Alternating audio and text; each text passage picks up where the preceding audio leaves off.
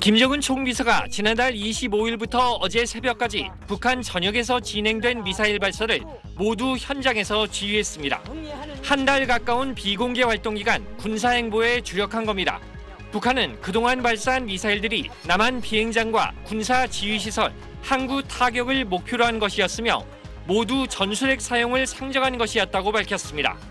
이미의 전술 핵 운용 부대들에도 전쟁 억제와 전쟁 주도권 쟁취에 막중한 군사적 임무를 부과할 수 있다는 확신을 더욱 확고히 가지게 됐다고 하시며 북한판 이스칸데르, 에이테킴스, 초대형 방사포 등 신형 단거리 미사일들이 총동원됐는데 목표물 직접 타격뿐 아니라 상공에서의 폭발, 분산탄에 의한 타격 등 여러 방식의 타격 시험이 이루어졌다고 밝혔습니다. 전술핵을 활용한 남한 타격 훈련을 종합적으로 실시했다는 뜻입니다. 미사일 발사 훈련 외에도 공군기들의 타격 훈련과 장거리 포병 부대들의 화력 훈련도 진행됐다고 북한은 공개했습니다. 김 총비서는 대화의 필요성을 느끼지 않는다고 밝혔습니다.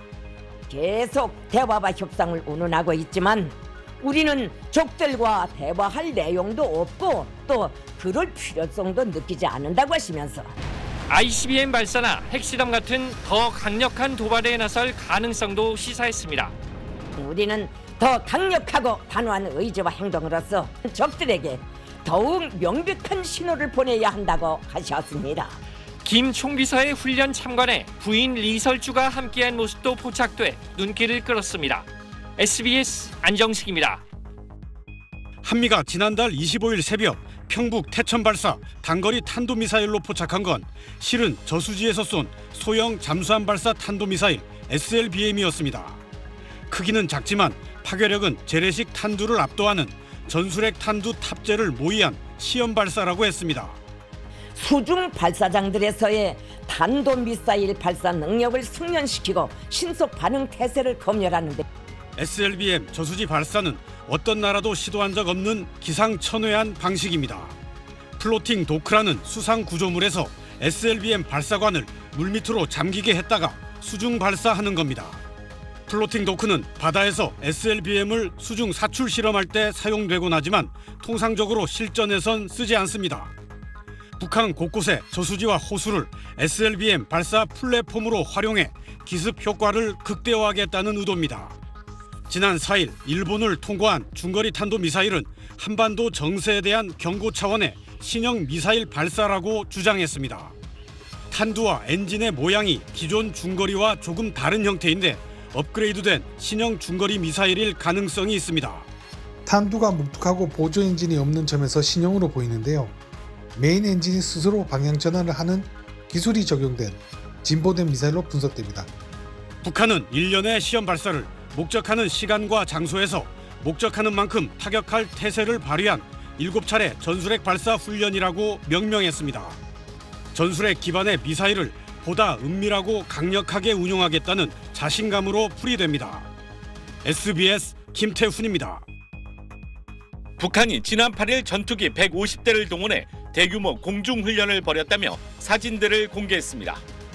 사상 처음으로 150여 대의 각종 전투기들을 동시에 출격시킨 조선인민군 공군의 대규모 항공공격 종합훈련이 진행됐습니다.